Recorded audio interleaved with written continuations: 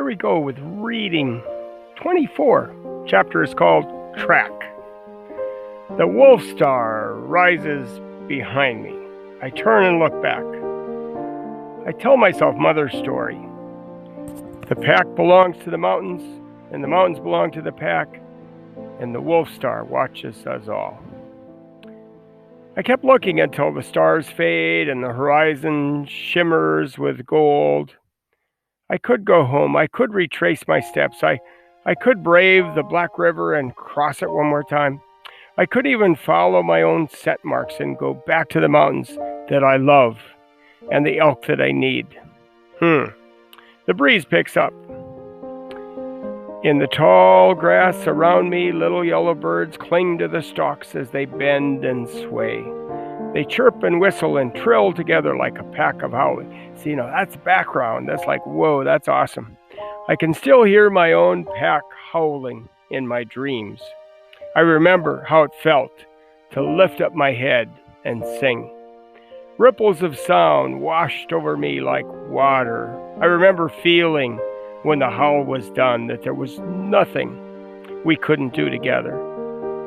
But my pack is gone. And if I went back to the mountains, I would have to fight my way into the pack wolf's pack.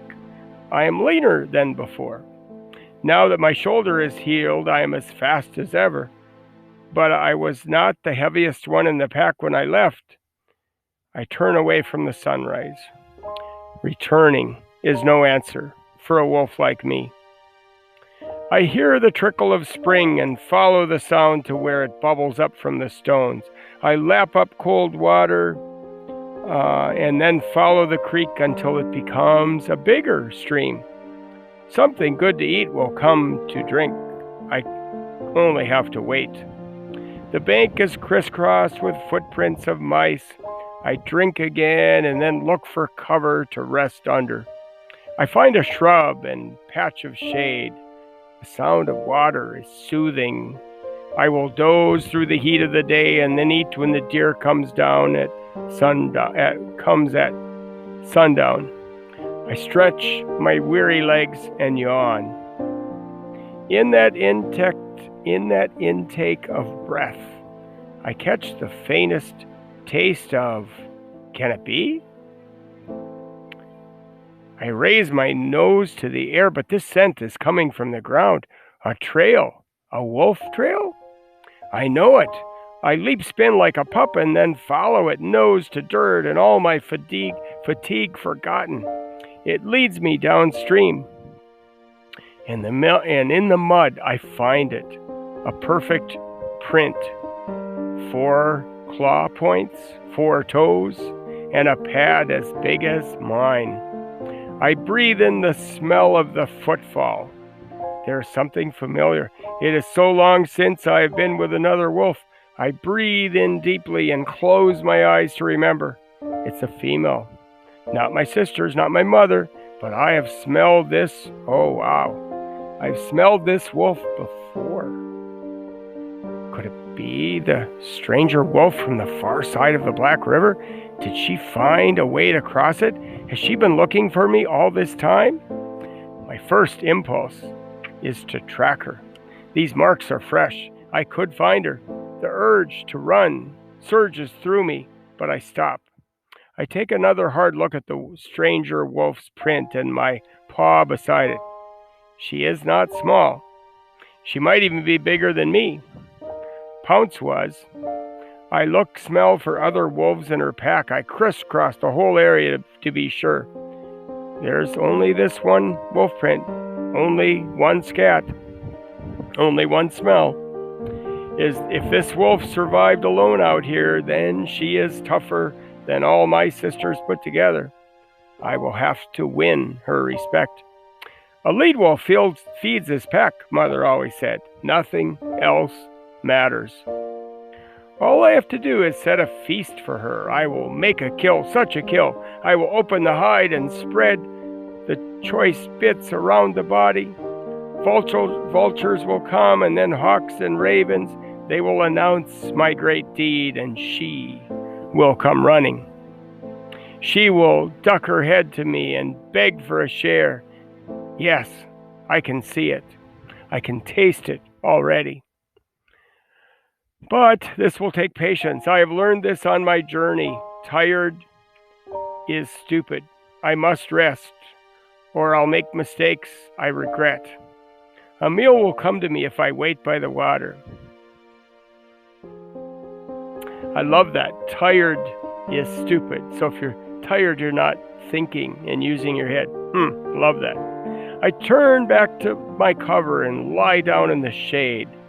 I get up again and take a quick dust bath. I duck my face under the water and let the stream carry away the grit of my travels. I should look like a lead wolf when I meet her. Tiny birds, yellow, tan, and gray, flit up and down the river, catching flies as I rest. A speckled fish leaps clear of the water. My ears perk up at midday when I hear footsteps of deer cautiously working their way to water. The urge to hunt washes over me, making my heart run fast. I'm stronger now than I've ever been. A new kind of deer comes to drink, and there are many. They are small and tan, with white bellies and bottoms, and broad striped faces. Their horns are short and black. Maybe I've not found other wolves before because I've been taking little animals out of need and not deer and elk like a wolf should. I will kill this black-horned deer. Father would want me to. I can never get him back, but I can make him live in my hunting. I will howl his song over the meat. The stranger wolf will come to me, and if I feed her, she will follow me like mother in song and growl followed him. If I feed her again, she will follow me again, and if I feed her all through the winter, she will never leave me. I pick out the finest buck in the group. His black horns have 2 prongs, and as he leans down to drink, I spring forward, closing the ground between us. The others scatter in all directions, but I've marked my meat. He runs like the falcon dives, straight and fast, with no thought but speed. I stretch out the lengths of my strides, covering the ground between us. I can smell his fear. I will bring him down. It is the only trick I need. I watch for fatigue to make the strange deer stumble, but he runs on as the water runs, smoothly, easily, dodging around rocks with no effort. The day heats up, but I've taken plenty of water. I can run until sundown.